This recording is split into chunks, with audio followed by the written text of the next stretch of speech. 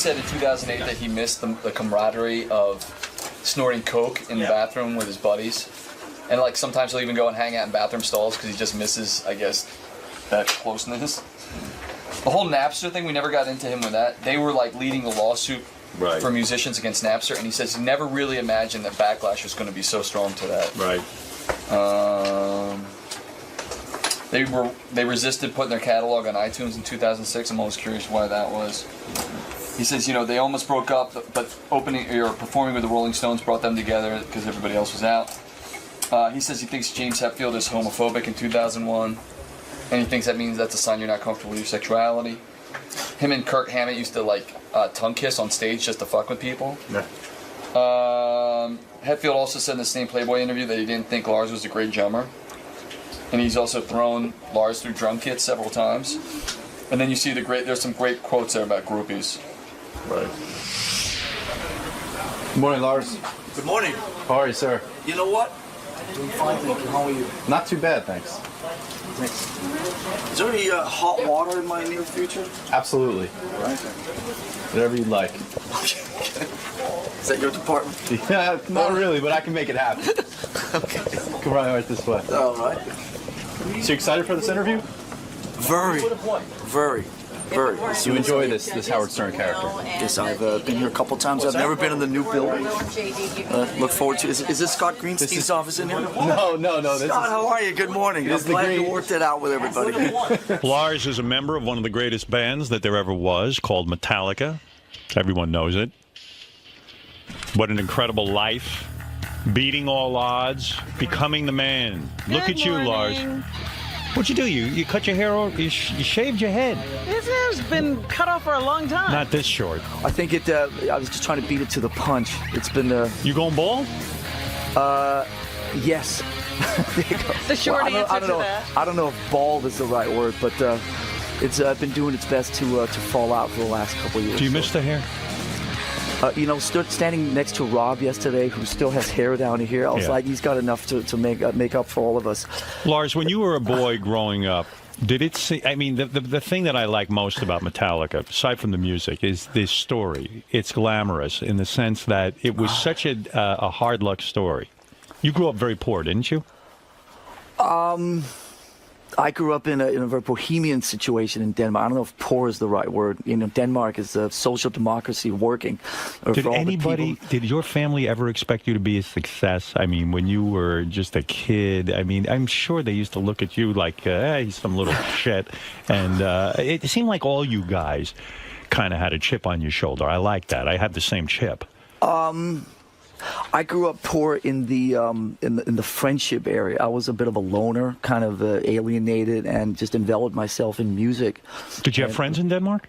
I had friends, yeah, but it was we weren't part of like the big gang. You know, we were sort of hovering on the edge, doing our thing, enveloping ourselves in music, and kind of.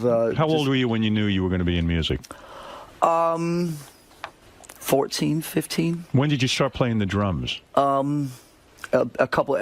My dad was a professional tennis player, so I grew up in the world of tennis and traveled around on the tennis circuit all over the world. Were you almost a professional tennis player? I was, in my mind, I was almost a professional tennis player. Is that what you wanted to do, to bond with your father? I don't know if it was to bond with my father, but I wanted to. It was what I knew, so it was sort of what I wanted to do. And in Denmark, I was actually in the 12 and 14s. I was ranked in the top 10 in the country. No kidding. No kidding. As a team or as an individual player? As an individual player. There's no team in tennis. Well, you know, sometimes they have like doubles and things like that, and they have like group competitions where schools go, so it's collective points and that kind of thing. So you're saying as an individual player, yes, you were ranked top 10. In the country. Yeah. In the country, in Denmark. In Denmark, okay, right, which is about, the size of the West Village. But nevertheless, a pretty big accomplishment.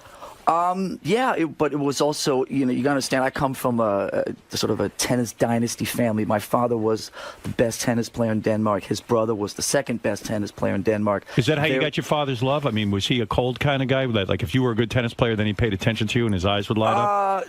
I think that if he was sitting here, he would find that to be quite exaggerated. I was pretty into doing it myself. It was what I knew.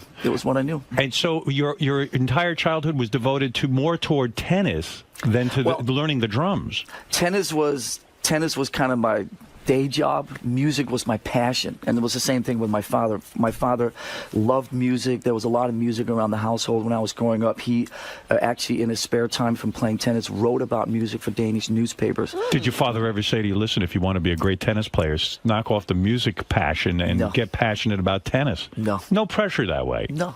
But what happened was that when I finished school in Denmark when I was 16, I came to America to play tennis for a year at, you know, Nick Bollettieri? Oh, sure, down in Florida. That's the big tennis school. Yeah. So the first year that Nick Bollettieri's tennis academy in Sarasota, Florida, got off the ground, I was there, and I was the only kid out of the 50 kids that was there that didn't go to school because I'd finished school in Denmark. So I was there in the tennis academy, or the tennis prison, as I called it at the time. Other guys talk about the Nick Bollettieri school. It's like, I'm thinking of, what's his name, who had the long hair? And Agassi. Was he there with you, those guys? Agassi was not there yet. The first year I was there, there was a guy named Paul Annacone, who is now Federer's coach. There was a guy named Tom Fontana, Jimmy Arias, who became a fairly well-known player. Did Nick Bollettieri say to you, hey, kid, you've got some talent here, and I think you can go places? Or did he just basically say, listen, you're wasting your time, go be a drummer for Metallica?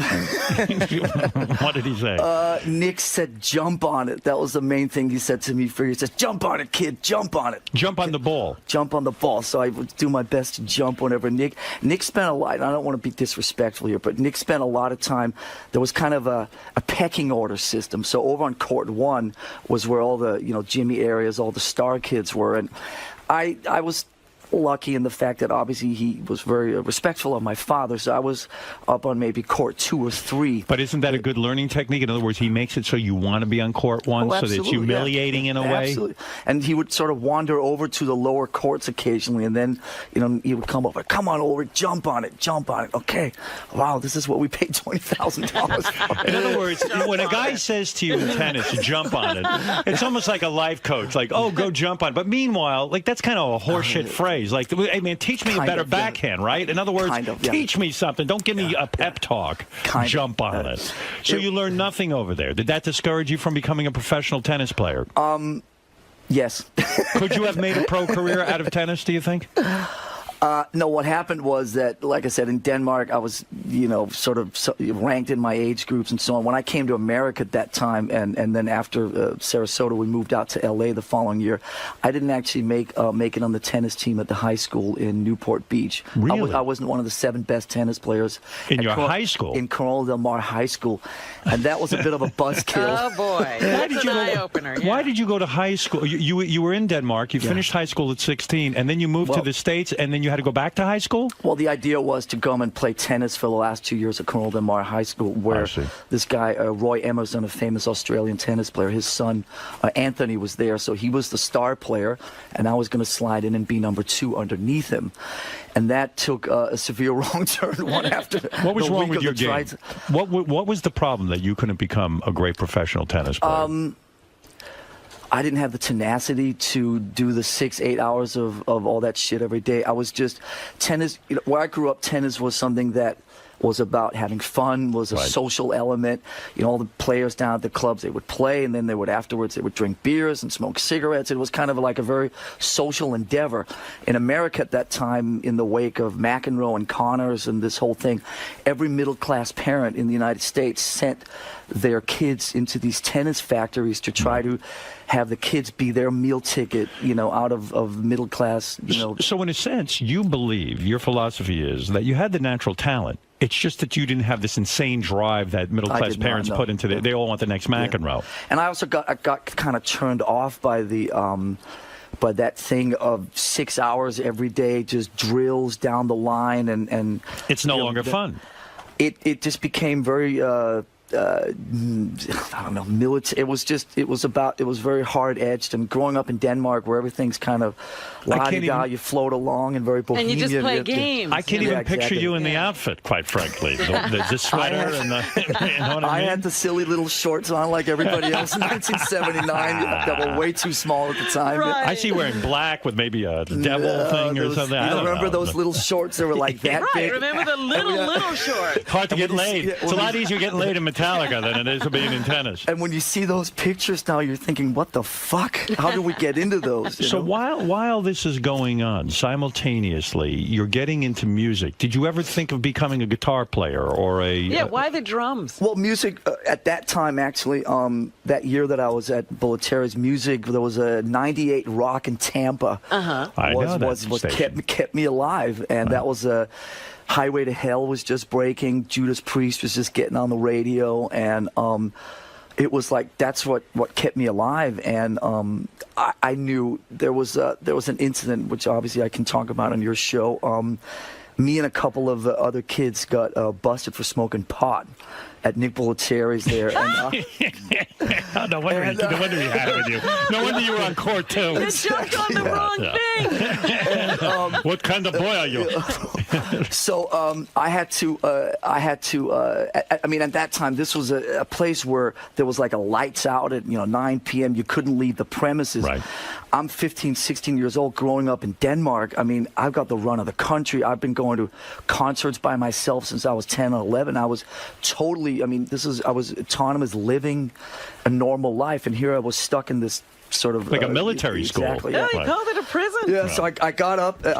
We had to get up in front of the whole academy and talk about the evils of pot smoking. And you were a shy I guy, knew- weren't you? Because you were antisocial, sort of. You're not the type that had a lot of friends. It was not the easiest thing I had done at that time, but it was also Public speaking. It was so foreign to me, the whole thing, that you could actually get reprimanded for these things. We've been slightly dipping into the endeavors of Weed. checking out some hash in Denmark and so on at the time. So the whole thing was kind of it was frightening that you would actually get punished for So this, what was reprimanded. so Lars? What was the speech that you gave to the Bollettieri tennis crew? Could you give it to us now? Did you explain to them that marijuana was very bad and that it could lead to Because I terrible think things? you could help some people even now. I mean, what a nightmare! Yeah. I have been bad. I've been disrespectful. I've been breaking the laws. Is that what you said? I don't remember. I think How that long was your somehow, speech? I think somehow I just sort of smiled my way through it and said what they expected me to say. It was nudge, nudge, wink, wink. This is really bad. Do you think some of the... Listen, every band has their animosity. I think you guys just happen to put it on film. But when bands, because it's so difficult to stay together for a long time, and you guys managed that, do you think James's problem with you is that James sees you as a guy who was privileged because you got to play tennis and you got to go to the Nick Bollettieri tennis school? And his story is like, complete, loserville. No one expected anything from him. Maybe he's jealous of your upbringing. When we first met in Newport Beach in the summer of 1981, I had never met anybody in my life who was that shy. I mean, this is a guy who could barely, say the word hello. Right. I certainly couldn't look you in the eye. And when my parents, who were very welcoming and embracive and, come in and sit down and have dinner, I mean, he couldn't deal with any of that stuff. Antisocial.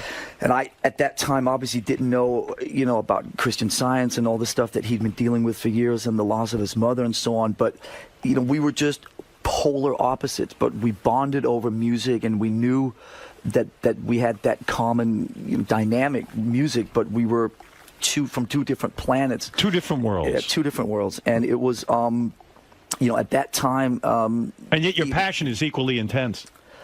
Oh, absolutely, And absolutely. the same, Really like is. you love the same kind of music. Yeah, I mean, it's... Oh yeah, Same that's band. that's what brought us Yeah. together. But Right. I think that initially he might have been a little jealous over the somewhat functioning family structure that I had going. Sure.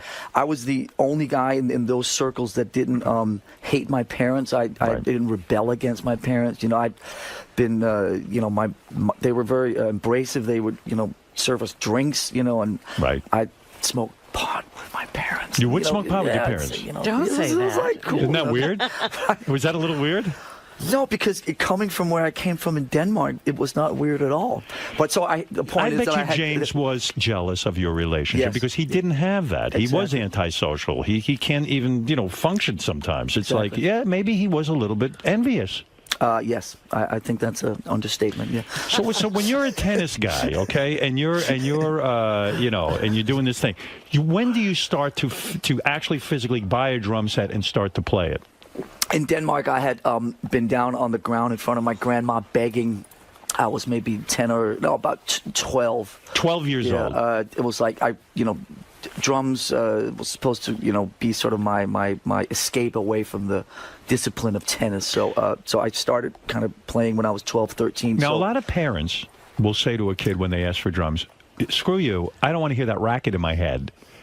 I asked my parents if I could play drums, and my mother said point blank, you will play the clarinet because those drums, I don't want to hear you pounding on those drums all day. I understand her point. I don't want to hear that either. It's mean, but that's the way life goes. You realize how different your life would have been if you had my mother? Do you think anything could have stopped you from playing the drums? I believe my mother held me back. I was pretty driven. As literally in the space of a week, when I didn't make the tennis team at Cornell Del Mar High School, I knew that music was my calling, and I just set all my sights on making that happen. Is 12 years old too late to start playing drums in a sense? Don't kids have to start like when they're 5? I was self-taught. I actually had to go back after we put our first record out. Before Ride the Lightning, I took drum lessons for about 6 months because there were some basic rudiments that I didn't even know. You taught yourself drums? Yeah, in the beginning, yes. Before the first couple of years of the band, I did it all myself, yeah. That's pretty incredible. I mean, look at the success you are. And you mean you'd go downstairs, put on a record, and sit there and play along with the records? Yes. Yeah. Where would you do this? In your basement? In my room. In your room? Yeah. You had the drum set. You'd sit there and pound away to what records? Beatles records or something? At that time, when I first got the drum kit, it was more Deep Purple, Black Sabbath, Richie Blackmore's Rainbow, Thin Lizzy, that type of stuff. Did anybody think of lessons for you? Did anyone? Your parents? No. They're so busy with that pot. They were doing the whole tennis thing. Tennis and pot. Tennis and pot. You will not play drums. So wait a second. We are smoking a pot now. So this is a thing where you decide I want to be a drummer. You're 12 years old. You're playing these drums. I decided I wanted to be a drummer after I didn't make the tennis team in Cornell Del Mar High School. That was the big decision. That was the calling. When the whole tennis thing it deflated in front of my eyes in the space of a week, literally. Then I knew that music was going to be my calling, absolutely. How does one get to be a really good drummer? Did you practice 6-7 hours a day? I played, pretty much all day. Played along the records. I mean, I certainly would. The responsible side of me would say, if I could do it all over again, taking a year or two of real basic rudimentary lessons. You've heard the word paradiddle and doubles and just double drum. Sitting and learning all that shit on a snare drum and all that type of stuff. That was the stuff that I had to go back and learn after Kill 'Em All came out. Wow. And when James said to you, I guess this was when a low point in the band, he went in Playboy and said, Lars is not a good drummer. Now this is the guy who is your everything. You are in a band together. Why did he attack you? And I'll ask you this question for one reason. This Keith Richards book makes me insane. Mick Jagger has been very good for Keith Richards and vice versa. Why would you write a book attacking Mick Jagger? Mick Jagger right now is off doing a solo thing because he got fucking fed up with this bullshit. I couldn't agree with you more. Why did Lars, why did James do that to you? Well, you said it yourself. I mean, it was a low point. 2000, 2001 were, in the 30-year career of Metallica, those were the two dark years. There was a lot of shit going on that, he was dealing with a lot of his own demons, and you saw the movie, and it was just the low point. But to attack your drum, I mean, you're a great drummer. Are you not a great drummer? Rational, obviously. I mean, Lars, are you a great drummer or not? I believe you are. Thank you. I'm a very intuitive, and I believe that I'm the best drummer in the world to play behind James Hetfield's guitar. Goddamn right you are. I mean, those are complicated songs. It's not easy stuff. So I'm not a particularly technical drummer. I'm not interested in being a particularly technical drummer. I'm more interested in feel and Could you go in a studio session and sit there and play on a commercial or something like that? That would just never appeal to you, right? No, it would not, no. And you would never play with another band? I've never played with another. The only band I've ever been in is Metallica. Mm-hmm. Didn't it strike you? I know your bass player had to be kicked out of the band because he decided to do side projects. And in your mind, you say, listen, it's not like this band band needs money, right? It's not like this band needs money. I just have to say, that was between James and Jason, which was right around that low point. And I'll tell you, a great thing about in Metallica is that when there's something going on that does involve me, I stay the fuck out of it. I ran screaming in the other direction. It was like, yeah, there's something bad going on here that doesn't actually involve me. I'll just stand on the sidelines. Is James unreasonable in that sense? That, like, why can't Jason go do a solo project? But I understand James is saying, listen, we've got a great thing. You start doing solo projects, either you're Metallica, sure, of course, or you're a solo guy. Which is it? Choose your allegiance. Or is that too extreme in your opinion? No, James was James's whole thing at that time was that, you know, he wanted that kind of loyalty, and he wanted that kind of dedication, and to stray from outside of Metallica was to show weakness. So his whole thing was kind of we ended up doing some therapy, as you're well aware of, and that whole thing was sort of like you suffocate people through love. That his whole thing was he loved Metallica so much, he loved Jason, he loved everything, that nobody was allowed to breathe outside of Metallica. And I think, fair enough, you know, from Jason's point, he was not involved in the creative side of Metallica. He had no voice in Metallica, so he needed a creative outlet somewhere. So since he couldn't do it in Metallica, he ended up going elsewhere, and then James wouldn't let him do that. And did you go to James and say, James, aren't you being a little rough on Jason? I stood on the sidelines. He said, I'm not talking about like me a fucking today. pussy. No. Are you afraid? Are you afraid of James? No. At that time, I mean, like you were saying, just things were really fucked up in the band. It was a really rough year. We were very fractured. Did Jason call you and say, Lars, can't you talk to him for me? No, you didn't. No, that didn't happen. What a career suicide, though. Here's Jason, who's in one of the most successful bands in the world. I would say to myself, you know what? Like, sure, I need a creative outlet. I'll sit home and jerk off. I'm not leaving this band. This is a great thing for me. I've got financial security. And let's face it, being in a cool rock band and getting laid and blowjobs and stuff is pretty fucking great. I'm not going to blow this thing. No. It's pretty cool. It was. It definitely was a mind fuck for us because, you know, when you're in Metallica, you're a lifer. I mean, all the people that work for us. I mean, we have people that have been with us 25, 30 years. It's like a gang. Once you're in, you're in. Right. And you're not going anywhere. So Jason was the first guy that left, sort of voluntarily, and that definitely fucked with us. But I think in retrospect, fair play to him, and I actually respect him for doing what he believed was right. And I obviously did try to talk to him. I went out to his house one time when all this was going on and say, listen, I'm sort of caught in the middle of this whole thing. You do what you got to do. You know, either way, I respect you.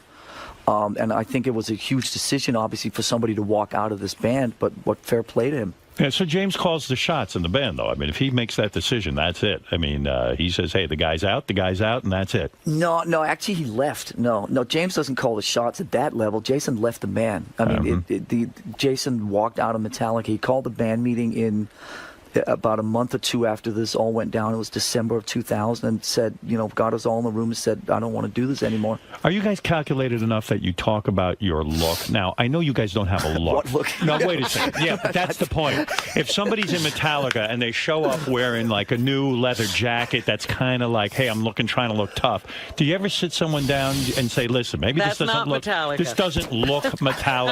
Does anyone ever discuss that?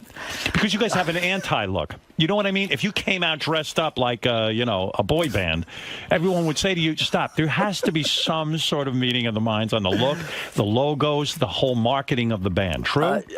Listen, we're 30 years into this next month. You know, there's been different periods and different expectations in that level. Certainly, this band in the last 10 years has been incredibly relaxed on all those types of fronts.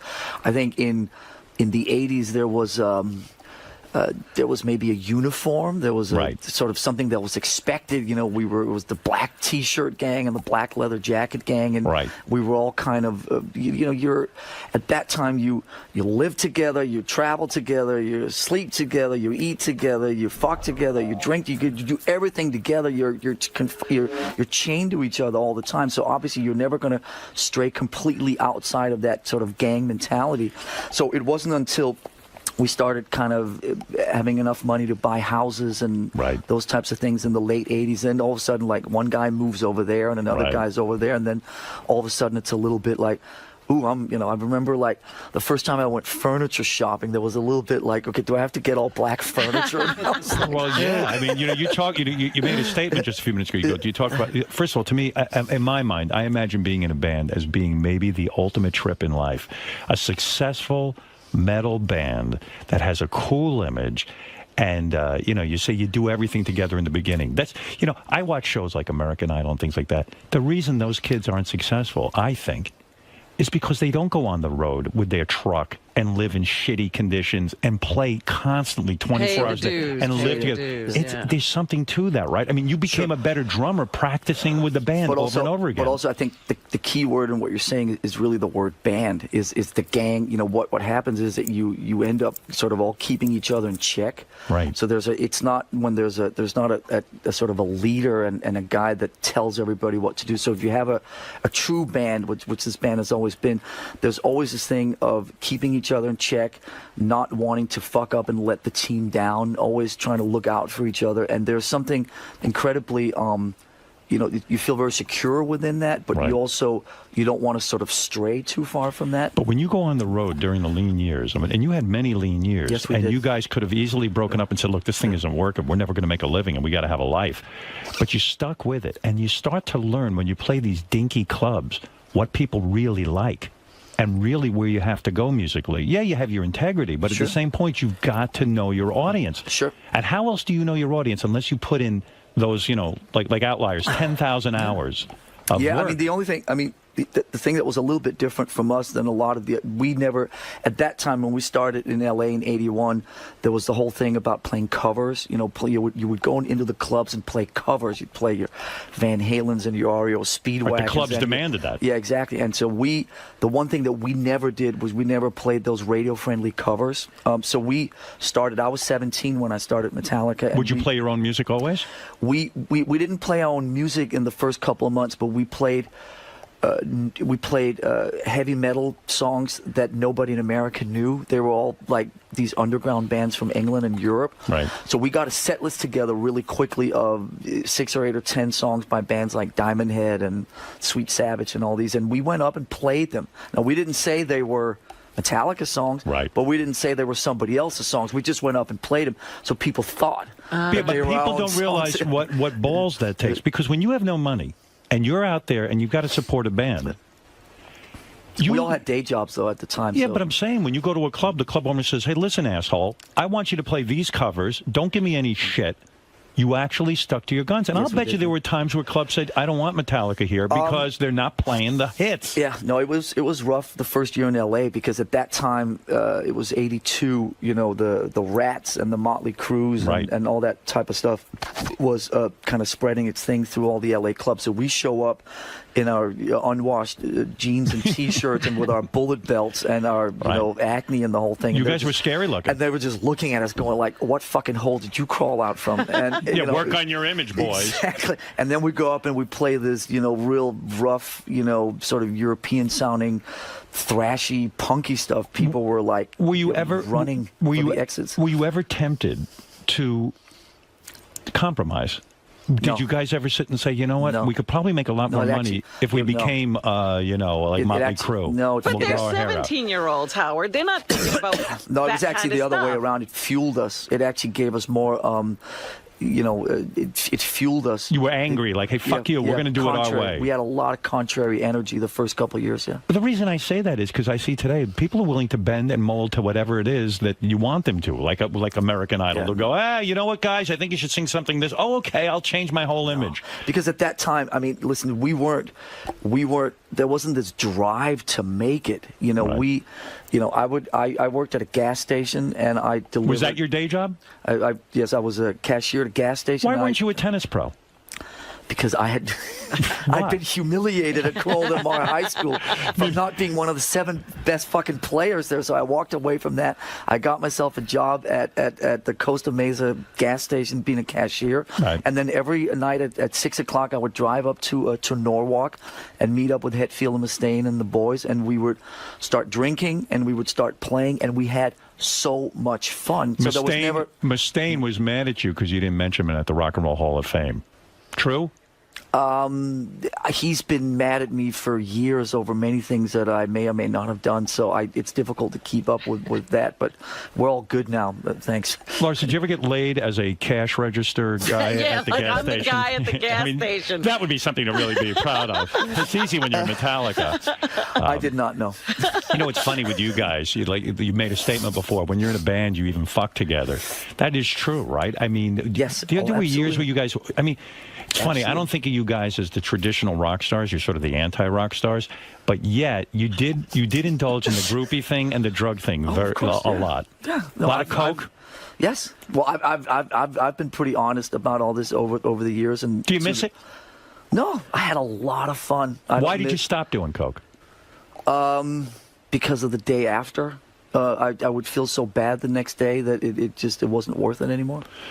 When you're in a group scene and the whole band's fucking, you didn't ever accidentally fuck one of the other guys in Metallica, but I mean, you could You slip. could be. You were very high. Listen, there were times when the lights were off. Maybe that's why James is so angry. Who knew what orifice we were getting into at the time? But we were doing our best to not fuck each other. But we certainly would chase after a lot of the same girls, and there was a lot of hand-me-downs and so on at the time. Was sure. it a wild scene? I mean, would it be like you would date James's girlfriend and he'd date you, or there'd be drama like that with the women? I don't know if the word dating was applicable. Right. Blowjob. But it was crazy. And the thing that was different about our thing versus a lot of our peers was that, I don't need to mention names, but a lot of the other bands were very public about their conquest.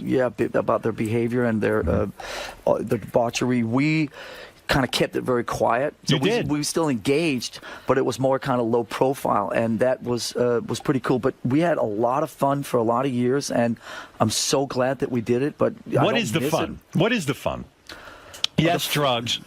Women. The women thing. What? Take me into that room when. What is it? You get done with the show, and then women are just there. They're lined up. Who lines up these women? How does it work? How do they get back? Lars, take me there. How does the whole system work in a nutshell? Well, first you gotta first you gotta hire English crew people, because English road managers and English minders have a different relationship. It just starts off that when you have an English tour manager talk English to a girl in Omaha, Nebraska, oh my God, the accent. So they're already one step ahead just because they have English accents. Right. And then they sort of get them into what's called the after show room. Right. And then the band members would go into the after show room, and there would be all the Would a lot of women fans show and up the at a Metallica concert? I always thought it was enough most women showed up. Enough. It's mostly They took guys. every woman who came in.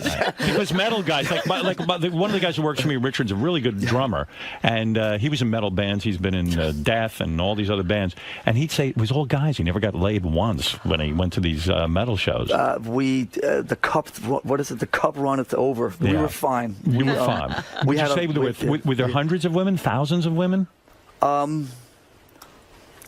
There were probably thousands in the audience. There were, Right. I don't know if there were hundreds backstage, but Could you walk there was never a backstage? shortage. Could you walk backstage after a show and a woman just puts her mouth on your penis and blows you like you don't even know her name, you don't know anything, and then boom, it just happens? That may be slightly exaggerated, but there were times where there were never words exchanged. Sure. Wow.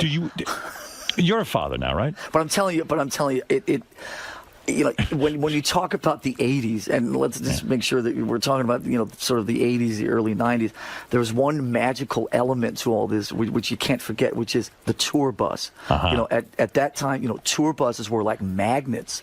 When tour buses rolled into towns, I mean, people would just start chasing after. You roll matter into who the was in gig. there. No, it's just. Yeah. I mean, I remember.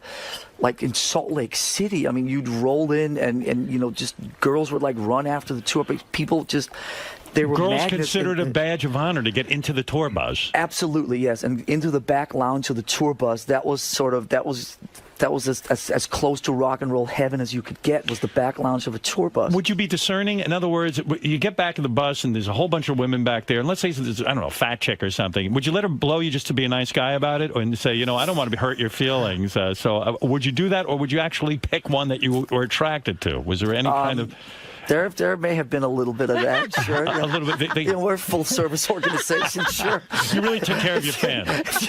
If your dream is to spend 5 minutes with one of the members, we can accommodate that. With the people in your crew, as you got more and more success, would they say to you, "Hey, listen, Metallica"? The crew were always they were the gateway, sure. Right? Would they ever say, "Hey, listen, let us in the back of the bus too, there, and let us have some fun"? Why are you guys always having all the fun? Well, the crew would have all the fun till the band would show up, and the crew would, you would have these. And I'm not saying anything that I haven't said 100 times before, and I'm not saying anything that I'm sure you haven't heard before. But within that world, it was the pass system. Yeah. So you could always identify, there were different passes that went to different people. So there were codes written on the passes. So when you saw a girl at 6 o'clock, or if you saw a girl at 11 o'clock after the show, you could quickly just look at the pass, and there would be codes on there to see, was this a crew girl? Was this somebody that was there just for the band? I mean, that whole thing was very well taken care of. You have to know, organized. You have to know a lot more than drumming to be in a band. You remember the code? Oh yeah, and that's where these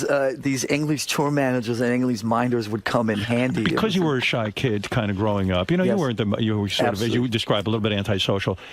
Did you get laid a lot in high school, or when the band hit, that's when it started to all happen? I didn't get laid till the band started. The band was the catalyst. Yes, no, You were a virgin? hand on heart, yeah. Wow. I ran off with one of Dave Mustaine's girlfriends. That was the. Was that your first? That was the first. That's how you endeavor. lost your virginity. Yes. You lost your virginity. You stole Dave Mustaine's girlfriend. I don't know if the word "stole" is applicable, but it was. Dave Mustaine was a very, very cool guy. He looked fantastic. He was very socially competent. He was like king shit in Huntington Beach, and he had a whole circle of people around him. And there was a lot of I got to court 3 or 4. Right. He was on court 1. I didn't make it all the way up to court 1. Too bad it was a Nick Bollettieri girls' school. Exactly. So Dave was the man. Do in bands, when you fuck a guy's girlfriend, there isn't the drama that we see in real life. In other words, Dave probably didn't care, did he? Oh no, he was on to the next one, as Dave Grohl would say. So he didn't come to you and say, "Hey, Lars, what are you doing? That's one of my prime girls."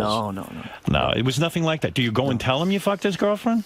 There may be a chance. It's the first time I've ever spoken about this publicly. Maybe a chance he has no idea.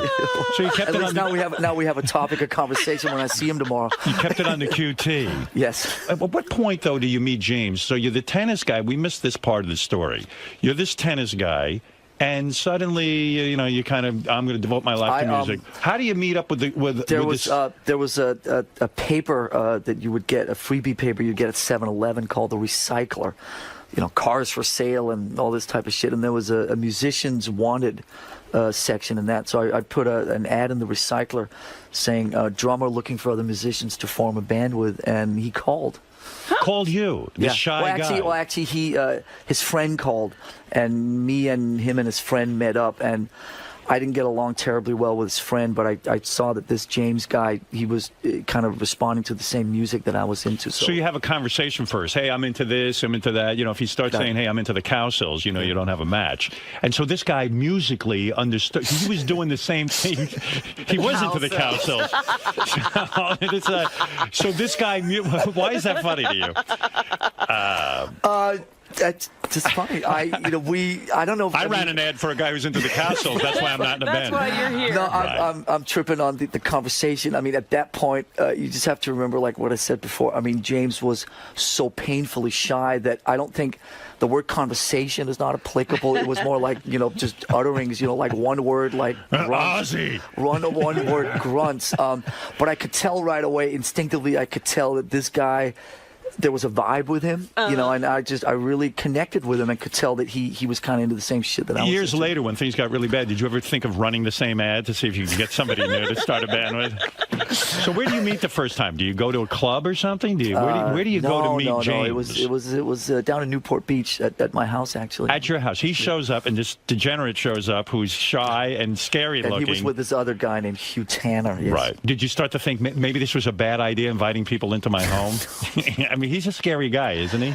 I was 16, full of spunk, was green and ready to go. I didn't think like that. You got to understand. And you're living with your parents, right? Yeah. And you're inviting strangers into the house through an ad. Dude, I came from a year earlier. I was traveling around on public transportation systems in Denmark, going to like Deep Purple and Status Quo concerts by myself. Inviting somebody into my house didn't really seem like a Did your dad ever say, "Hey, listen, I don't know who that guy's name is," referring to James, and say, "Listen, that's a scary motherfucker. Looks like some sort of biker. I mean, what are you inviting him into my home for? Let's go smoke some weed and talk about this, son."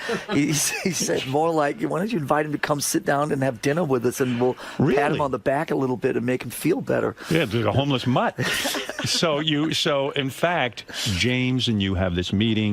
When does he sit down with a guitar and you get on a drum kit and you start to see if this guy's even any good?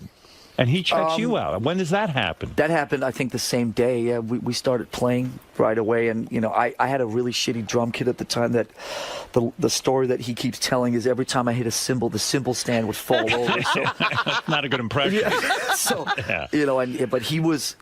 You could tell he was gifted, and my drums were just fucking a complete mess, and we walked away from that meeting not feeling particularly a lot of love from each other. But really, no handshake, like, "Hey, this is it" moment. No. I went back to Europe for 6 months and did a whole bunch of stuff. When I came back to America, I called James up again 6 months later. I said, "Let's try again. Let's form a band." And he came over, and we formed a band, and that was in October of '81. Interesting. Years ago. It's like the relationship hasn't changed in all these years. It was pretty much the same as like, I don't know what's going on. So there was never, even as years went by, there was never a great conversation. I was talking about this about Fred. I've known Fred 30 years. I think I've said 5 words to him. There was never a great sort of sit down between you and James where you sat and like had your moment, your bro moment and bromance moment. You guys don't really communicate on that level. It's all about the music. I mean, that's greatly exaggerated. We had. Would you know James's favorite TV show? He grew up on all these American television shows that I had no idea what were, but we had a lot of fun over the years. You know, the hardest thing about me and James was whenever there were other people around, we always got weird with each other because we were always fighting for pole position.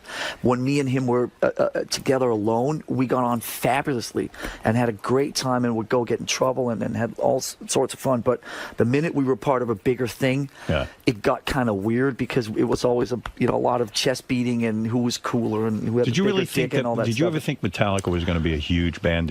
I mean, you guys ended up selling 60-something million albums, and you made more. How many albums have you sold? I don't even know the number. 100 million? 100 million? North of 100, yeah. North of 100 million. I mean, did you ever... Because you guys, when you started, it was like fringe kind of music. I mean, it wasn't mainstream music. Probably Some people... say it still is. But did record companies say to you, "Listen, boys, if you want to have a career, you better fucking get a little bit more commercial"? True? No, because we came up through the independent. You know, there was a wonderful guy out in New Jersey called Johnny Zazula who ran an independent label out there called Megaforce Records, and he was the one that gave us a record deal, so we were never part of that whole machinery type of thing. Then when we recorded our second album, Ride the Lightning, and the bigger record companies came sniffing, they knew that the only way that we would do this would be on our own terms. So we've never, ever, ever, fucking ever had anybody from the record company or anybody sitting in the studio or doing anything with us at that level. When the money starts to roll in, and now, like you say, you go off and buy a house, and you get into art collecting, and James is doing his thing.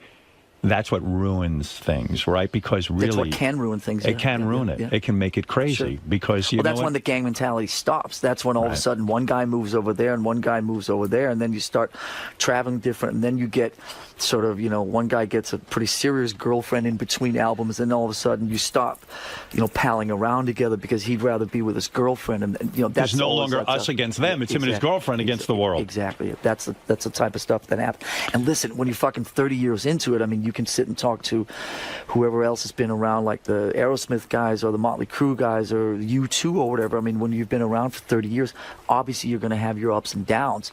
I think the fact that we're still here 30 years later, we're playing Yankee Stadium tomorrow. My theory is you need one rational person in the band. You know what I mean? Where are they going to find one of those? Here's the scary part. You're the rational one. If I'm the That's the rational one, problem. fucking God help us all. But you are the one. You are the one who's willing to sort of compromise, right? That's the word on the street, is that I'm the one that is the rational one.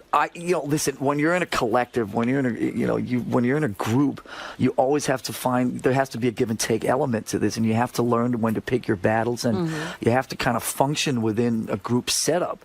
And I think that's why a lot of the bands that we came up with in the 80s and 90s, who were not only our peers but were friends of ours and who we loved and respected, just couldn't keep it together. You know who I'm talking about. And they just, because one guy went missing for a week, or one guy, we never had those issues where we always prioritized the group and made it happen somehow. First time you and James get together, you jam. 6 months later, you call him and you say, hey, or he calls you, let's get the band together, blah, blah, let's get a band together.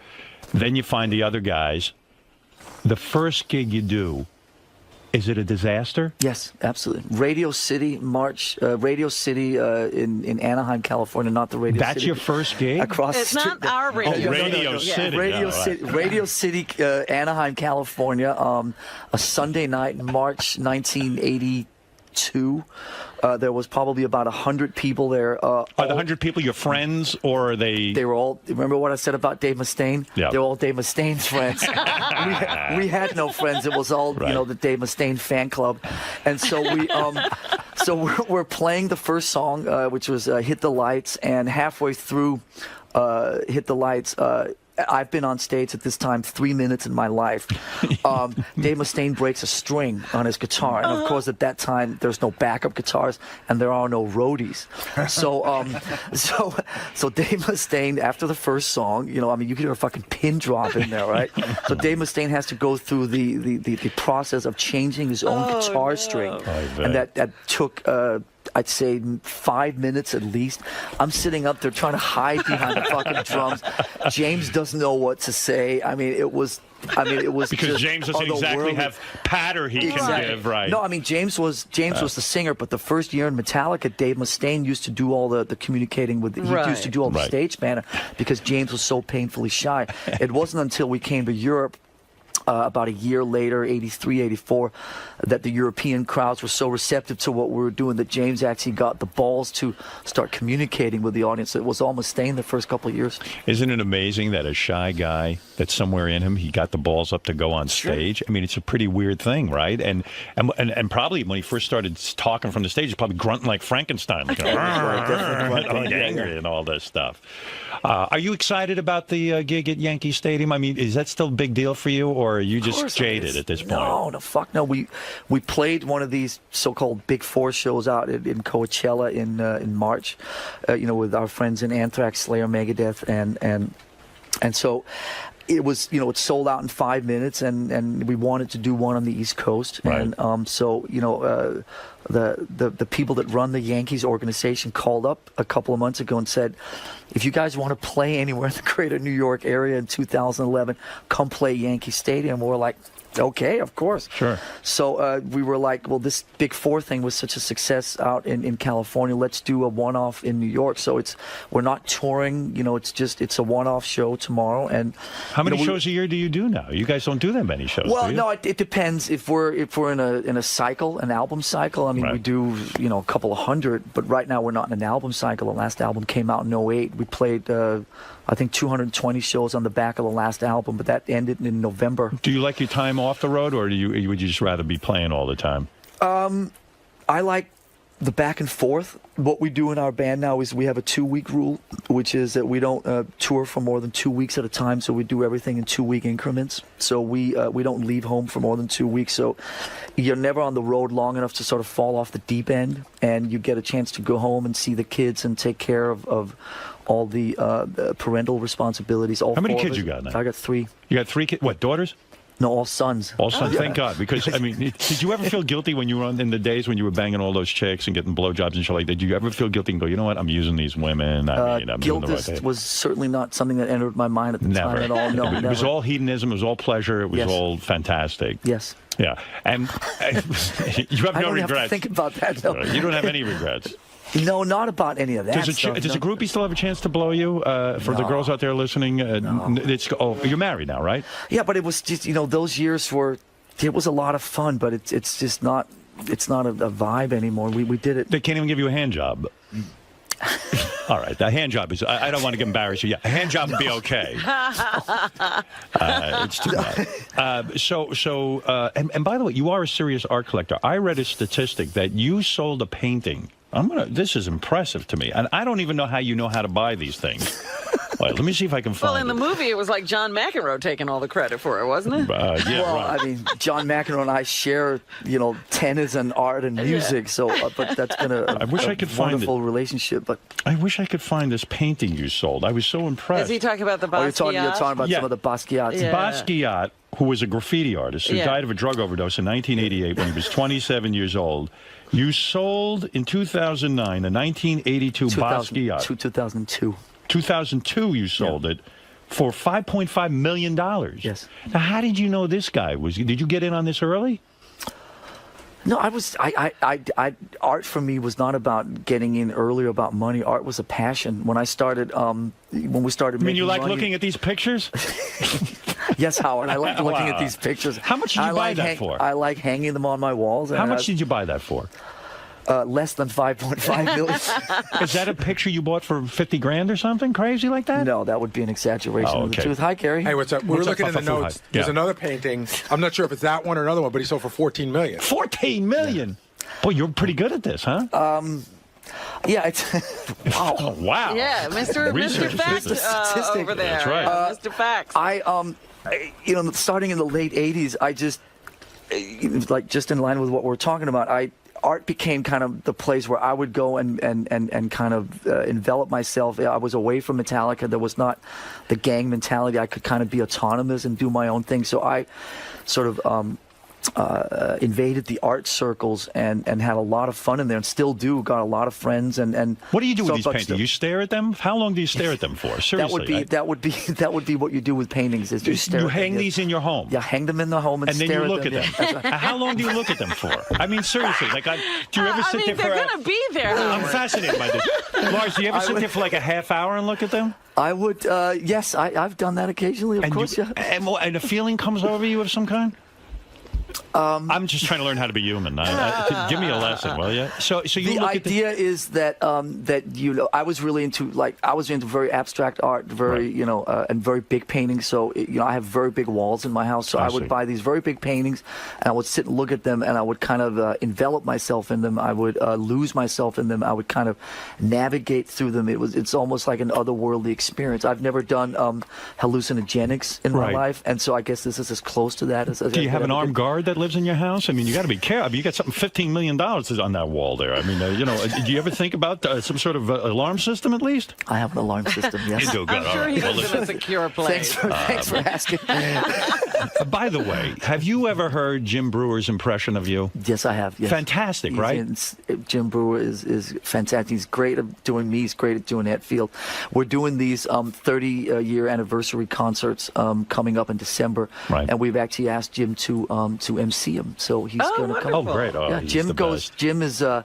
Jim goes back. I started hanging out with Jim about 15 years ago, just when he was doing the Goat Boy and the whole SNL It's a thing. thrill and of the lifetime for him. He's awesome. He's Yeah. absolutely awesome. Although he told me he thinks he got dumped by you, I think. Remember that story? He got dumped by Yeah, Lars because Lars, Really? like Jim wasn't enough fun for Lars. It was kind of like Lars was on some mad tear and Jim wasn't enough fun. I think the other version of that story is that James Hetfield came in and swooped him. Me and Stole him away? Me and Jim were best friends, and all of a sudden, he got introduced to James Hetfield, and I just remember standing there going like, James Hetfield and Jim Brewer ran off together in front of me. How the fuck did this happen? You never cared about the women, but when he took Brewer, you got upset. It took Brewer. I was like, wait a minute, that's crossing the line, Boy, pal. Brewer's an easy fucking lay, isn't it? I can't believe it. I was never part of that threesome. Can I tell you something? I think I can get you Jim back if you really want me to You intercede. know what? I may take you up on that. Maybe you could MC maybe the three of us could sit down and talk this through. Well, I could talk to you all day because I'm fascinated by musicians, especially the early years. And again, I think Metallica proves the point that you have to pay your dues. There's no way around it. If you know, a lot of kids want to be musicians and be in a band and put it together in a week and suddenly have success. You guys really put it together. And I love this story of you forming the band, putting the ad in the paper, going out, doing a shitty show the first time, the string breaks, it sucks, and you didn't give up. No, of course a lot not. of people would have said, hey, fuck it. Dave Mustaine can't change a guitar string. But You're telling of the story of that great band. What was your band? Oh, well, you see, that's the problem. I was in a band. I did not know Electric that. Comic Book meant when I was young, in 6th grade, I wrote music, performed on keyboards. I changed it to Plumbers Union. Right. Then back to Electric Comic Book. Wow. And I said, you know what, we suck, and I stopped. What did you play? I played keyboards. Original I did not- music. okay. You mean you've but he never- also wrote the music. You never heard the song Silver Nickels and Golden Dimes? And all you hear is And Devil's listen, Chimes? I've been listening to your show. You know, I mean, you were on Live 105 out in the Bay Area, and Right. then I was kind of a latecomer to the whole Scott Greenstein empire. But I have my satellite, and Listen. Listen to those drums. That is not me on drums. That was Jerry Dickowitz. Dickowitz. Dickowitz. Okay. That's me singing lead. Seriously? Wow. Pretty awesome, huh? Would you have seen something if this guy had answered your ad? Yeah, if I had answered your ad, you would have thrown up. You would have thrown me right out of the house. Think of the possibilities. Psychedelic Ulrich beat. and Stern together. Let me tell you something. Sugar Ray did a cover version of this, and it was a big hit. I got a royalty check, actually, believe it or not. Did you ever hear that? I did not know. He's got a Where whole the fuck musical have I been? history. Do you realize if you hooked up with me, you'd still be playing tennis? Think of the possibilities that the two of us had gotten together. My point is that it would have been great. Imagine me playing tennis. But Lars, Maybe really, it's not too late. you boys, when you go to a Metallic show like this one happening at Yankee Stadium, you're seeing years and years of perfecting an act, of perfecting this music. This doesn't happen overnight. Well, thank you. We're seeing a band's life's work there, right? Yeah, we do what we can. Yeah, it's And it's a fantastic fucking show. we've because we know each other so well. We haven't had a sort of revolve apart from the bass player position where we've had 3 bass players now. We haven't had a revolving door type of thing, so we know each other intuitively very well. And Listen, I watch America's Got Talent. They have this group on. They're young kids. They're not ready to be on America's Got Talent. They're not ready to be in front of America. They've got to go out and practice. Their rhythm section isn't good enough. This is what I say. That's that group. The group. Okay. This is my point. You got to get your shit together Yes, you before do. you go in front of Yeah. America. America's the toughest audience. and you even have to go back to drum lessons after you put your first There record you out. go. And was that humiliating? I bet it was. Here you are, professional. Me and Kirk Hammett, our other guitar player, went back and he actually got lessons from Joe. You know Joe Satriani. Yes. Kirk took lessons from Joe Satriani, and I took lessons from his drummer. How's that for one-stop shopping? And you know what? If you had been an egomaniac and an asshole, you wouldn't have gone and taken those drum lessons. You would have been like, I'm in a band. We're signed, man. I Fuck have a you. record Listen, deal. no, it Right. went so. The first 2-3 years went so fast. I mean, Johnny C, God bless him, took us out to New Jersey. We made our first record up in Rochester in 1983, and before we knew what was going on, we had a record out, and we woke up one day after that first tour, and we were like, time out a second. Maybe we should actually learn how to play these instruments. It's true. When you call Joe Satriani's drummer for drum lessons, does he say, "Hey, listen, you guys have a label Yeah. deal. What are you worried about?" They were very gracious. They were. They didn't What does he bring that up charge too you? much. What did he charge you for lessons? I think the only thing that we could pay with at the time was a tuna and a can, or a He didn't hamburger helper. He didn't charge you for the lessons. There may have been a small monetary fee exchange, but it certainly wasn't much. Isn't that something? Well, we like all didn't of a have sudden any- the we drummer didn't- from Metallica is handing a guy his money for his Thank guitar. you for But my you lesson. understand, we had no money at the time. But you put your ego aside. I'm impressed with you. No, of course. That was the move. Fuck it. No, we did. No, Fuck it. Listen, our Look at me. egos. Fuck it. Yeah, no, our egos were pretty in check in the '80s, and our Right. egos are pretty in check in the '90s. Now, it was the '90s, 90s when was our a egos problem. ran a little rampant. Do me a But favor. that's not a bad batting average. If one of the 3 decades your ego runs rampant. Let Richard, who's a drummer, meet you. Just let him say hello to you. He's been Of bugging me course, the whole yeah, time. yeah. Richard, come in and say hi to Lars, and Is don't he out bug of him. that dress, And I hope? don't fucking be naked either. Oh. No one wants to see that.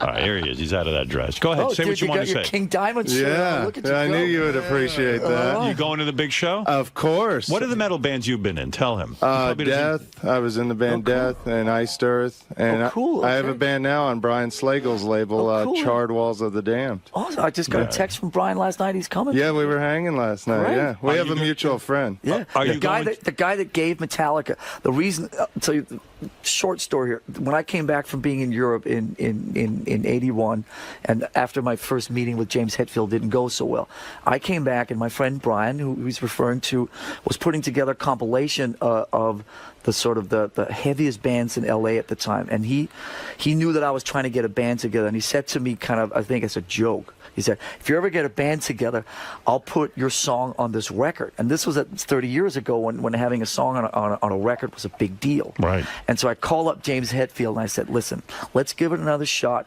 If we write a song together and record it, my friend will put it on this compilation record. And then James came over and I kind of lured him in with that, and we recorded this song, and my friend Brian, who he's talking about, came through on his promise, and Metallica was on this, this first compilation called Metal Massacre. And that's where we made our recording debut. So it was. There's a lot of guys who, along the still way, indebted, to this guy Brian, and he's still a great friend of mine. there's a lot of guys who were good to Metallica along the way. Absolutely. There was Brian a bunch of Slater. assholes, and then there were a bunch of guys who you still remember and treat well. But Brian Slagle, Johnny Z, they were the guys before. We've been with our managers and our, for 28 years now. But Brian Slagle and Johnny Z were the 2 guys that we're no longer with. But they were fantastic to us, and we're always indebted to them. Lars, should Steven Tyler not have done American Idol? Should he have? What? I don't. Give me the. You see, this is you. This is how you laugh. So you don't give an opinion. You're smart. Should but I Steven don't- I'm Tyler not- have done American Idol? I'm not. I don't watch popular television. So when you sit and talk about all the shows you're talking about, I have no idea. But what you're Aerosmith talking- is a legendary band, right? And their guitar player Joe Perry is very upset with Steven for doing this. He feels he should have been consulted. Would James I can- Hetfield wouldn't sit still. No, for I mean this. I can. Oh no! I can listen.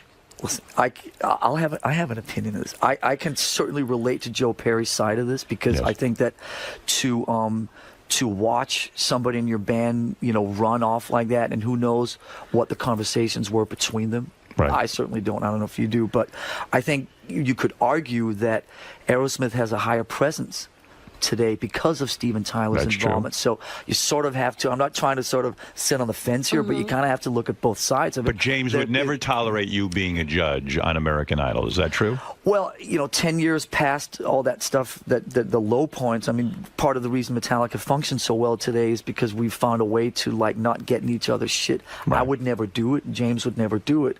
We would not stray into these types of things. But, James, voices, does voiceovers for our cartoon shows, and I've strayed into, I did a film with Clive Owen and Nicole Kidman a couple of months ago. So we kind of do small little things. Do you check with him before you do a small little thing and say, "Hey, yeah. what do you think? Do you think Yeah. this is Metallica, so to speak?" Well, I don't go, do you think Right. it's Metallica? I go, listen, I got this opportunity to put my toe into that. I'm interested in the creative process. I'm going to give this a shot. Are you cool with that? By the way, can Richard blow you? He's ready to come in his I have pants. love in my eyes. If you can find it. If you can find it, you can blow it. Can I just say real quick? Yes. Go ahead. Say Can I your thing. I just- know you want to Go say. ahead, Yeah. say what you Say have what to you say. want to Lars and go ahead. Sorry, we got I've been- sidetracked. Oh, that's Don't okay. say something intelligent. Go Okay, ahead. I'm just Well, you that's a- are like such a massive drumming influence on me. appreciate Like that. Thank you. I've been practicing since Kill 'Em All, like to your stuff. I learned how to play fast double bass from Dyer's Eve, and Thank you. And just watching the one video where they shoot your legs from behind,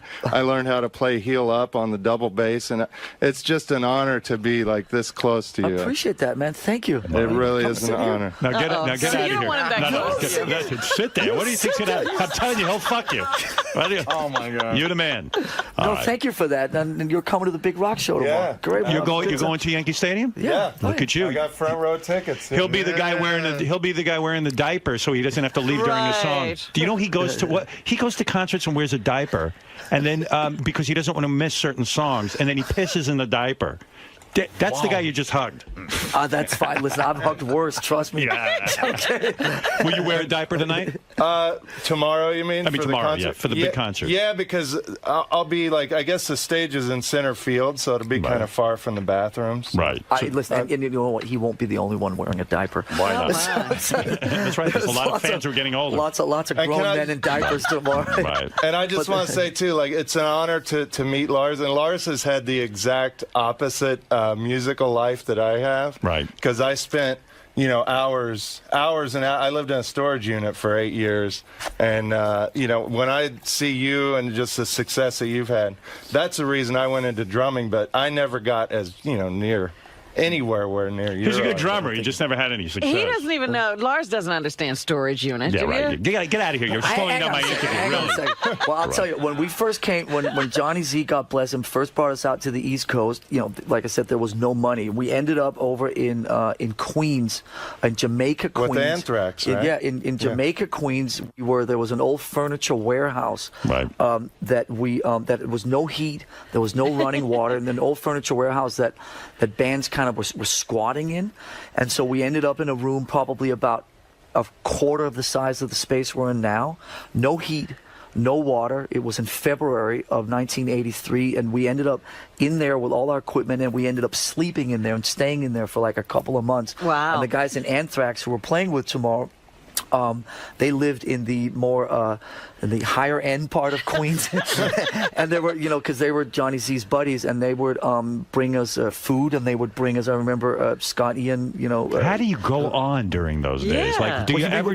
How do you not get discouraged? He brought us a toaster oven. Yeah. And that toaster oven, we would get a couple of these. Remember that chunky soup in a can? Yeah. We would get a couple of those. We'd take the labels off. We put the can inside the toaster oven, and then that would be our meal for the day. But why would we go on? Because we loved playing music. We loved everything that came in the wake of music. Thank God it worked out. I mean, Richard's still in court 18. He's not even on court 3. No, but getting back to the fun element part of it, even at that time when we were eating fucking Soup. that shit, Chunky soup. and had no money, we would go and play shows at L'Amour's, on the weekends, and play up in Port Jervis and all different places, and there would be people that would show up, girls that would show up. We would have these parties. People would invite us back to their houses. We would drink beer.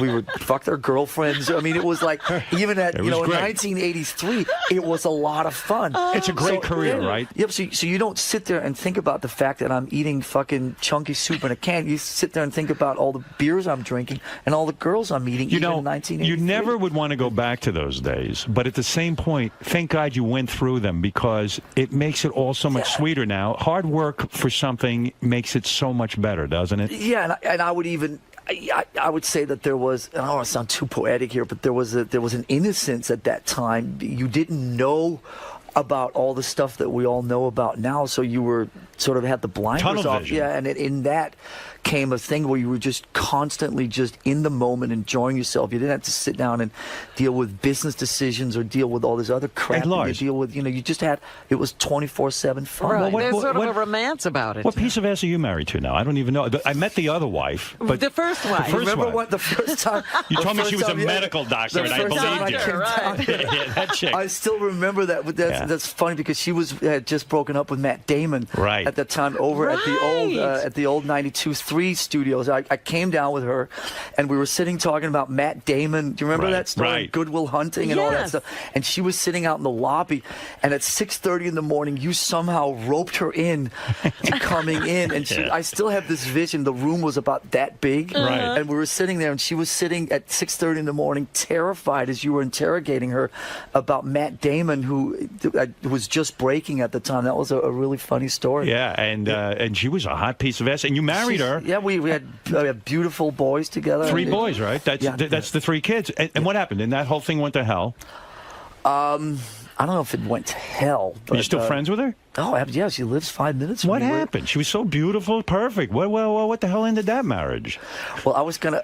You cheated, didn't you? I was gonna. Hang on a second. All right. I was gonna call her after I left here and tell her to, tell the boys that Dad was on Howard this morning. Yeah. Maybe I won't do that now. What went wrong? Oh man, I'm usually not particularly protective of stories. It just didn't work out. Didn't work out. It was a lot of fun while it lasted, but Sex got bad? Huh? The sex got bad? The sex was fantastic. No, she well, I can say this. I guess she took off. She took off? She took off on you? She ended it? What? How did she get out? Does she know you're in Metallica? Someone needs to remind I thought her. you had security in that house. Look at me. What the fuck is this about? What do you mean she left Maybe she you? didn't get that memo. You wouldn't have left me, would you? No, he's ready to marry you right now. No, I'll marry you. Were you not a good husband?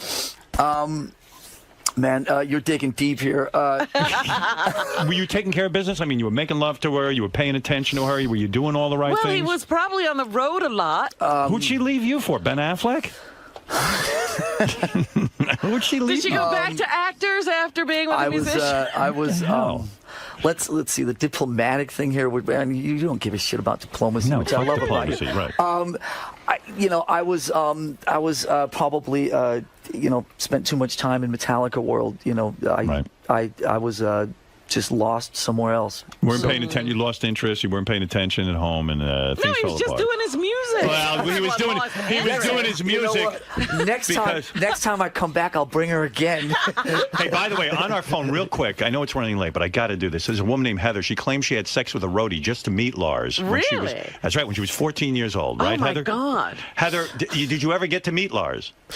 Oh God! Hi, Heather. Heather, you there? I think she gave up on me. No? Nope. Oh, we lost her? Wait. Heather, you there? Hello? Hi, there hi. you are. I'm here. Did you Oh get my to God, meet Oh my Lars? God.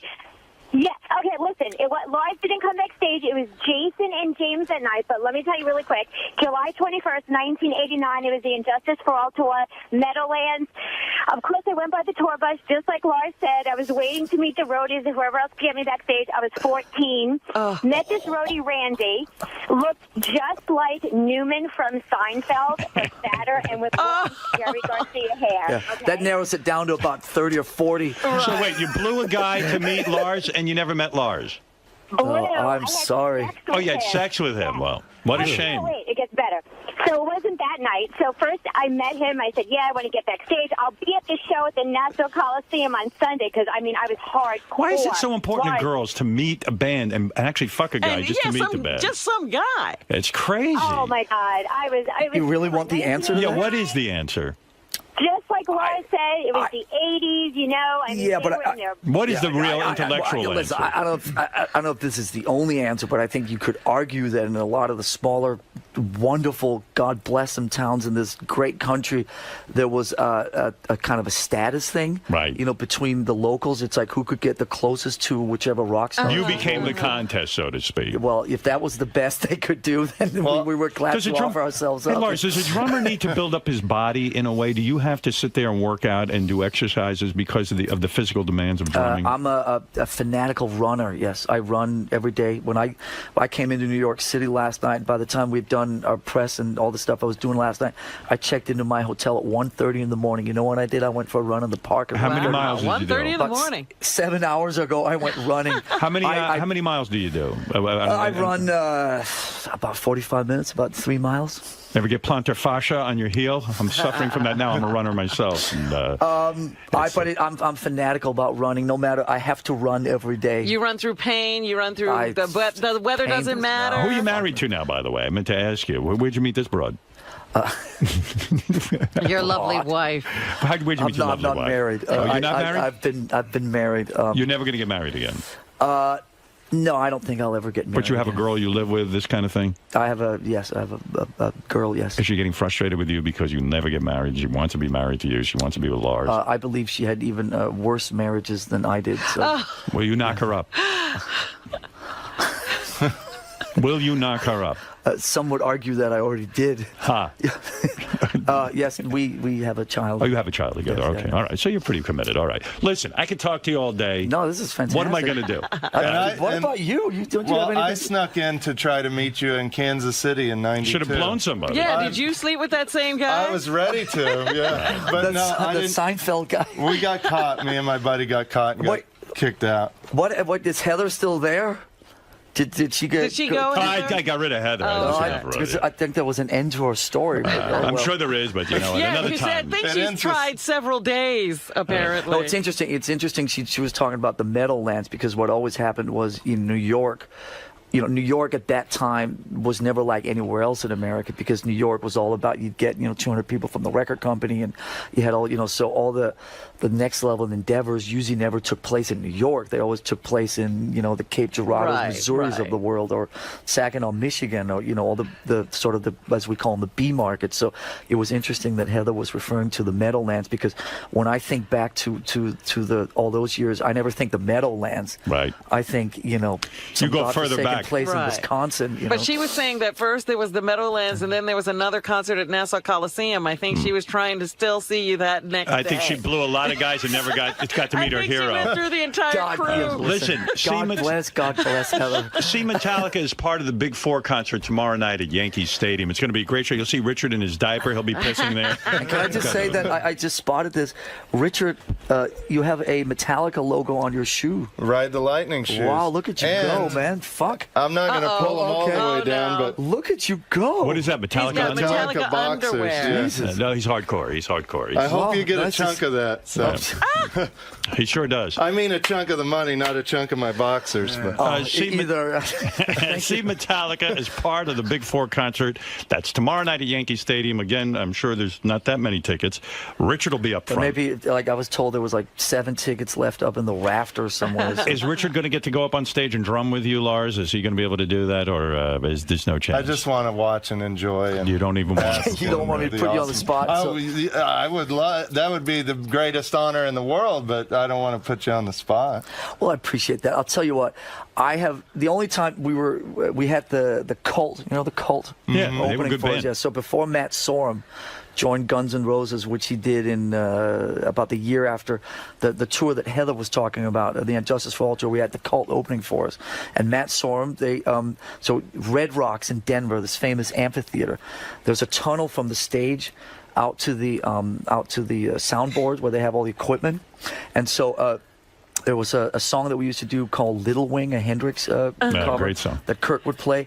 I got Matt Sorum to go up on stage and play it for me, and I ran out to the board under the audience and saw Metallica from the soundboard for 5 minutes once. So if I get that urge again tomorrow, he'll do it. He's good. He won't come up. Yeah. Lars, he won't embarrass you. Maybe I can run out to the midfield and see Metallica play at Yankee Stadium. That would be cool. But you got to have your underwear. I and will. Lars, he'll do whatever you. If you want to just take his head and play drums on it tomorrow night, Yeah, if you want to play drums on me right now. That's right. See Metallica. Yes. Oh, I'm sorry. I was wrapping up. Do you have Can something? I play a second of me drumming for him? Where would you have that? On GP2. He's even had it pulled already. This isn't about you. It's about Lars. He doesn't want to hear your fucking drumming. He just wants you to pass judgment on him. All right, where is it? I don't see it. GP2. Wait a minute. It's going to play it for us. All right. In gray up top. All right, he is a good drummer. There's a drum kit up there. Where's that? There he is on. Oh, there he. Oh, yeah. I see. Okay, here. Yeah, but what's on GP2 is better. Well, let him You hear don't that. want Let us me to see. Let me see play if we can this? find the Oh, sound. look at you go, man. Where's the sound? Oh, well, you're everywhere. Wow. Wow, look at you go, man. Wow. How come we can't hear it? I can kind of hear it. There you go. Whoa. Okay. Is he any good?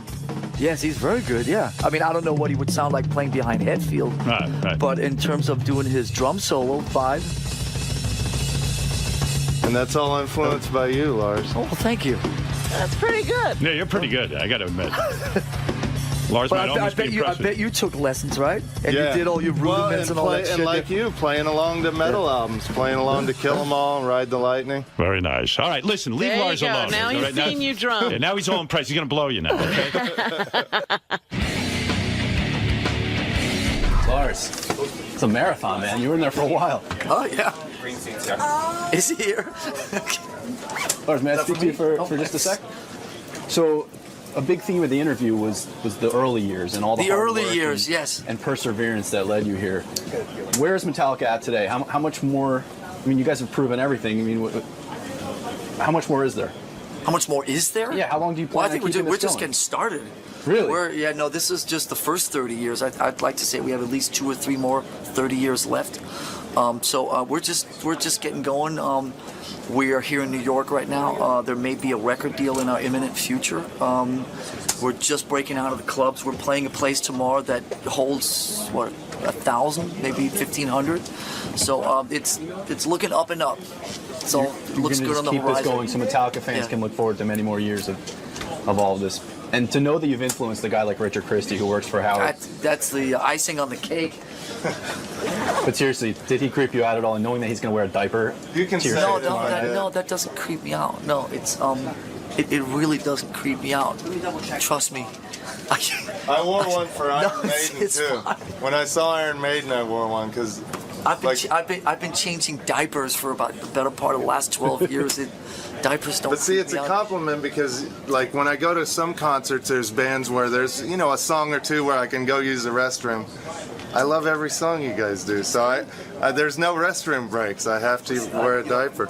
Memo to these 3 people: Metallica diapers. Yeah.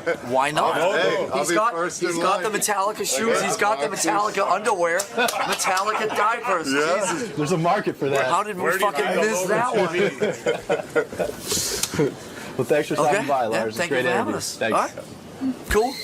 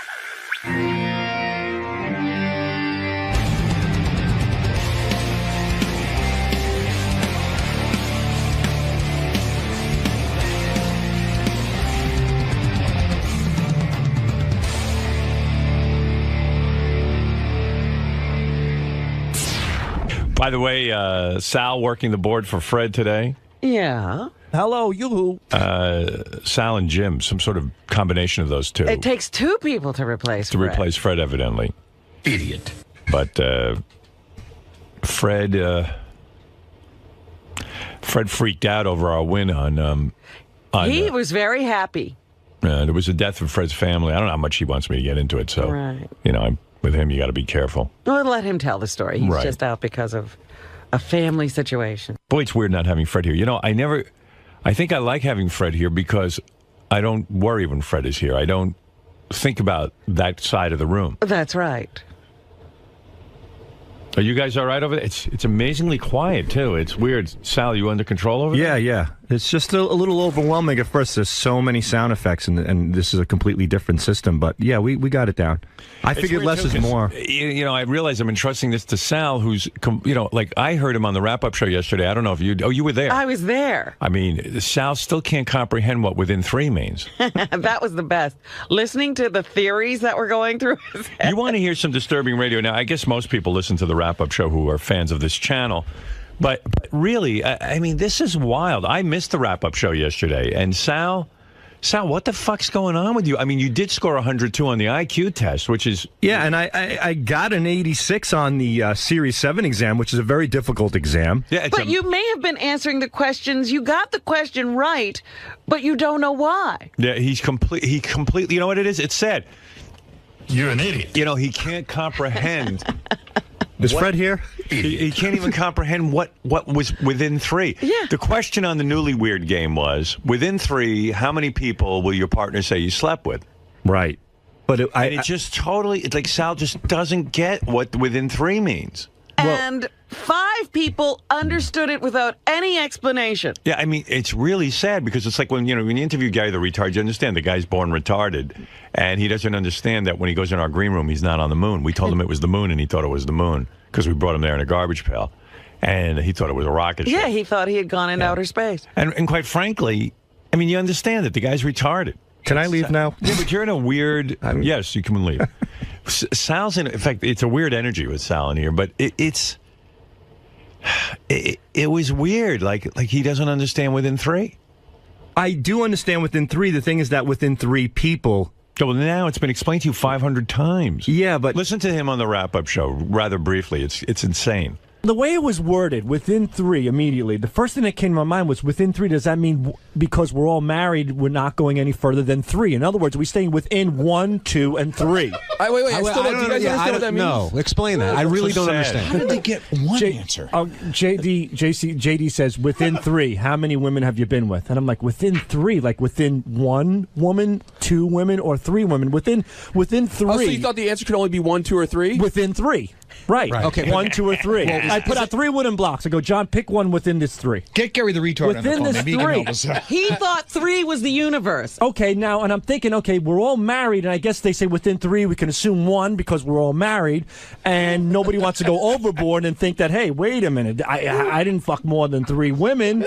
So then Howard goes 30. I go, 30? So now head, what are you thinking? Now I'm thinking it's like, what is it called? Like increments of 3. 3, 6, 9. Multiple. Yeah, multiples of 3. Wow. So I'm like, wait a minute now, because he said 30, but then Fred's put 50 You're up. putting way too much thought into it. I know. You know, you're just like, within 3, now it's multiples of 3. Well, first there's a little pressure because it's a game. Dude, I mean, your comprehension is so low. Do you read books at all? It's not low comprehension. I think I just Do you have... ever read anything? I do read. Be honest. Yeah, I just read Does everything just seem confusing to you? Nothing seems confusing at all. Bullshit. Even that wasn't confusing. It just was. It seemed more like a curveball because he didn't have the word within 3 people. So within 3, it was so vague. I didn't get It it. was very vague. It's almost like he could have had sex with something other than people. Yeah. Oh, God. But I mean, you know, how do you get through life when you don't understand within 3 how many people did you sleep with? I don't know. I just... Would have been great if Sal went first and had to answer the question. That was my thought. You know, if JD had been rotating the starters, might have gone he first. might have gotten that question first. Right. And really, we would have had a great time with And then the he wouldn't have heard 30. Yeah, he wouldn't have had any ability to jump around because he didn't hear any answers. I got to tell you, Sal, there's a lot of times, like, you know, there's just certain information I don't know. You can't know everything, and it's embarrassing when you don't know it, but that's pretty wild. I feel bad for you. Don't feel bad for me. I kind of do. It's just Like, one of those odd things. I don't know how you feed a family. I mean, it's unbelievable. If you don't know within 3, good Lord. Within 3 brain cells, I guess. You fucking moron. It just sucks, you know. And I know he probably can't read because probably everything's like, why is it so complicated when they write stuff? Well, he says, you know, he doesn't want to be bothered with facts because you have to read them. Right. I do read, though. I just What do you read? I read The Dirt by Motley Crue. Yeah. That was a very good book. Okay. I'm reading The Art of Happiness by the Dalai Lama. Are you really? Yeah. The Art of Happiness? Yes, by the Dalai Lama. Wow. Why would you think the Dalai Lama knows anything? I don't know. He seems pretty happy. The guy's hanging out in a fucking robe all day, and he doesn't give a shit about anything. He was born into it. It's like being born the King of England. People are fascinated by his happiness, considering the man was tortured and he was in prison for so long, and yet he still finds the good things in life. And I said, wow, if this guy can find happiness, I'm sure I can. Right. I can find happiness for you for 2 seconds to get a divorce. You'll be happy as a clam. I was going to say, the Dalai Lama isn't married. Yeah, right. I don't know. So can you tell me anything about the art of happiness? What makes what did you learn from it? The art of happiness, basically, it all comes down to compassion, having compassion for people. The kinder you are to people, the more you feed your spirit and your soul, and the happier you will be. And you've applied this? Have you been kinder to other people and understand other people? I try not to curse out people as much. Like, I'll take a deep breath. If somebody cuts me off on the road, I try to see the better things in people. Look at Sal. Look at learning from a book. Yeah, I'm impressed. So I do read, and All right. there's your answer. All right, here's Sal still trying to figure out what it means to say within 3. Sal, 50. You're thinking, okay, it can't be a multiple of 3 now. And it can't be within 3, 1, 2, and 3. So what is it now? Three people amongst 3 people. Which makes no sense. So do you mean the total of 3 people? Like, you bang 10, he banged 20, she banged 30, and it adds up? Or? Between what you know, Sal's wife and the emotional friend. There you go. Between Richard, the person who's given the number, right. Between me, I still claim Sal probably thought The Art of Happiness was a coloring book. You know what I mean? There's no way he bought that thinking it was about the Dalai Lama's life. Well, the best thing is that when he finally answers, he thinks he's wrong because he still doesn't understand the question. Well, he answers the question sort of like waiting for you to say something so he can figure out what to say. No, I mean, even after, because we said, so you gave an answer, you got the question right. What was that based on? He goes, well, I still thought I was wrong. And then everybody said I was right. and between, let's say, my spouse. In other words, would we all mutually know the number? That's the only thing I could rationalize. Within us 3 people, will we all mutually know the number of people that I've had sex? Oh, within 3. Right. Within those 3 people. What number will they think everyone knows? Wow. Oh, Jesus. Oh, my God. Don't vote for Sal for president. But then when somebody said 50 and somebody said 30, No, but yeah, that's number 3. My first rationalization was within 3, 1, 2, or 3. It would be great if Sal ran for president, had to be in a debate. I would love it. Once Howard said 30, I said, oh my God, it must be multiples of 3. Then Fred said 50, I go, it must be within 3 people knowing. Me, myself, my wife, myself, and the person giving the answer. But how do you get to 50 from that? I don't know. I was so thrown off. That's a good point. It's wow. Just like 10 more IQ points, and he'd understand that question. He's only at 102. So at 102, you don't understand what within 3 means. Within 3. Wow. I do understand what it means. Bobo. Hey, you scored in the 80s on the IQ test. I scored 89. He makes me look like a fucking genius. You understood within 3? Yes. Wow. Yeah. And this rant went on for 13 minutes, I think, yesterday on that show. Explain within 3, Bobo. Within 3 people. Period. Within 3 people what? Within 3 people.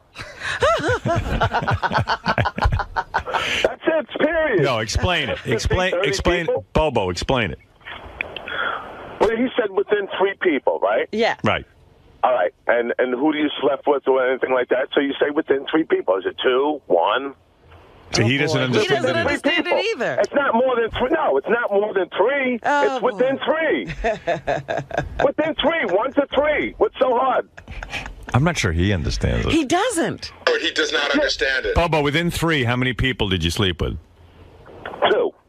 Okay? It's not more than 3. All right. Within 3. So Bobo, what was Bobo's score? 80 something? What was his score? He was 87 or something. Okay, between 87 and 102, you can't understand within 3. Bobo's answer is he slept with 2 women because it's within 3. That's right. Bobo, you're as big an idiot as he is. Oh, fuck you. What'd you say? I said fuck you, too. Didn't Fred say something about 30 or something like that? He go, wow. Yeah, Fred's an idiot because... That's right. How could he get it right? That's not within 3. Right. Right. What a dummy. Holy mackerel. Poor Bobo and Sal don't know what that means. Hey, Howard, though. How are these guys functioning? It's easy to function, apparently, Bobo, in our society. Bobo, within 3, how many people look at your hair and believe it's real? Maybe 1 person a day. I think 0 is the answer. That's within 3, isn't it? That's it. Mine is 40. Gary, that is unbelievable. Well, it's unbelievable that he called in to say how stupid Sal is, and he thinks it's the same thought process. I've never in my life heard anybody not understand what that means? Well, and then now I've met two people. So anyone between 87 and 102. Now, let me ask you, somebody with an IQ of 103, do they start to understand what within 3 means? We got to find out the cutoff point. Which JD's 106, and he totally got it. He got it. He got it. Yeah. Wow. So if Sal just had 4 more IQ points, he would understand that this is the simplest concept ever. And Bobo would understand that if he went up another 20 points or so. Yeah, he needs a lot of points he to needs understand. A lot of points. Come on. You need 15 to get to Sal. Yeah. No, Bobo, you're as big an idiot as Sal, maybe worse. You don't understand it. No, I do, man. Within 3, You called in. more than 3. You called in to say how dumb Sal is, and you're as dumb as Sal. Yeah, but wait a minute. The term within 3, that means within 3 of something, all right? That's true. So how could it be more than 3? Right. So in other words, 2, when we say 1. within 3, how many people did you sleep with? It's the answer's got to either be 1, 2, or 3, right? Exactly. So I'm the idiot for saying 30, right? Of course. Of course. So I'm stupid. Well, where does 30 come in the mix? Man, oh man, oh man. I mean, okay, Bobo, forget the within 3 part. How many people have you slept with? Total. Oh, okay. That's different. That's a broad question. Of course. Okay. Very different. That's a broad question. How many would you say? If you said how many people I've slept with, probably about in my lifetime, I would say, and this is an honest answer, maybe about 25. Okay. Now, within 3, how many did you sleep with? Within 3? Yeah.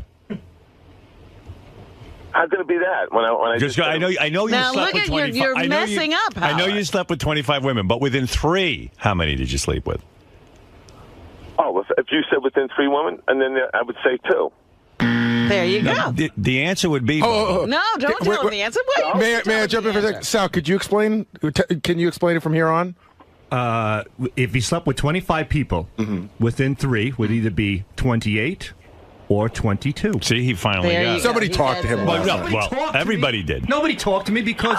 Sal, you couldn't explain it on the show. Because JD left out the word people. He did not. He said within 3. How many people have you slept with? He should have said within 3. People. How many people? Within 3 people. How many people have you slept with? Bobo, the answer I'm gonna is... argue this right now. All right, All Bobo. right, go on. Let him argue. Go ahead. You should have said within 3 of the 25 people. All right? Then I would know have you said slept with 25. 22. Bobo, the answer to within 3, how many people did you sleep with? The answer is 25. what? Within the 25 people, then I would have said 23. Oh, the answer would still be 25. How can I ever make him see this? I love this guy. He makes me look smart. Bobo, thank you. All right, listen, You're so right about Sal being dumb. Listen, there's an upcoming Whack Pack special on Howard TV, so you got to see that. We look forward to it. Okay. We love Howard TV. There's a couple of specials coming up on Howard TV, which is For the super fan. unbelievable stuff coming up, especially behind the scenes. Lady Gaga is very good too. I just saw an advanced copy of that. So there's a lot of good stuff. All right, Bobo, within 3, what page of Art of Happiness are you on? You must be reading that too. What? No, actually, when I'm reading, You two, by the way, you two don't need Art of Happiness. You guys need a basic math book. Something that just deals with logic. Yeah, start with basic math. Yeah. Can I say one thing though? It's just changing the gears a little bit. But yesterday's shares, right, in the very building that you guys do your show in, it closed at $40 and change, and meanwhile Sirius is in the toilet. Okay. Yeah. How about a Bobo, Sal, and Gary the Retard book club where they all report what book they're reading? I would love that. Yeah, they I can read books. That'd be a good Howard 101 special. What kind of books do you read, Bobo? I read, say Donald Trump book, Get Rich Quick. Did it work? I think did all right for myself. I think in order to get rich quick the Donald Trump way, you got to know what within 3 means. Because when he negotiates and stuff, he knows within 3 Donald Trump. I can tell you that. I retired at 56. Got to have something right. Right. Thank you, Bobo. He's probably 28. He thinks he's 56. Within 3, how old are you? Oh, there he goes again. Sorry to stump you. Within 3, how old are you? 58. How old are you for real, though? Huh? How old are you for real? 58. Right. Okay, he's getting it. Within 3, how many wheels on a car? 4. Okay, now you learned something. Yeah, All right, pick up. Bubba. Now you sound like a genius. See, we pick up a little bit slow, but we get it. All right, thank you, Bobo. I still claim he doesn't. But he get was laughing for 24 hours at Sal. it. Yeah. Oh, he couldn't. His first phone call this morning was how dumb Sal is, and what an idiot. Jesus. When you said 7, do you know which theory you were using? Is Bobo still there? No, I just. What is 7? What is it? Why? What were you going to ask him? No, we just found out, Bobo freaks out when you don't pick up his call. Yeah. So he's been calling for like a month and you haven't picked up. Oh. And he's been so freaked out that he's been going down to a dock, down to the water, and calling from a phone at the water because he feels it's a more peaceful place. He needs to be in a more peaceful place when he calls. So Will says that. Get him back on the So phone. Will says like when he calls, you hear like the birds, and the boats going by. He has to go to a special place to call you. Hey, Will, get him back on the phone real quick. Stay here, Gary. We got to discuss this with Bobo. Holy mackerel! So he gets so full of anxiety that I haven't picked up his phone call that he decided let's change venues. Right. He'll call into the show from a dock so that the water will calm him and the birds and the whole setting. Exactly. Okay. You think that's dumb, Sal? I don't know. No comment. Sal doesn't want to comment. Yeah. Maybe we can't get in touch with Bubba because he's at the dock. And he That's probably right. How can we get to the phone? I'm putting him up right now. Okay. Probably has poor reception. What line? He's on line 20. Thanks. Within 3. Bobo, you at the dock now? I'm at the dock right now, yeah. We can hear the tugboats. What's left of my dock? So you get up It's early in the destroyed. morning and leave home to make this call? Yes. What I time leave do you get home. up to make your phone call? I get up at 5:10, take a shower and everything. I'm out the door, and I go down to the docks. How long does it take you to get to the dock? It's like 3.5 minutes. I live almost right on the water. Do you walk to it or you drive? I drive. You drive to the dock, and then by 6 a.m. when we start the show, you're already on your I have cell. to be here. Yep, right. And you're on your cell phone on hold, waiting to get on. That's right. Now, how many weeks into me not picking up your phone calls did you decide, you know what, maybe going to the dock will relax me? Oh, yeah. No, that's why I come here.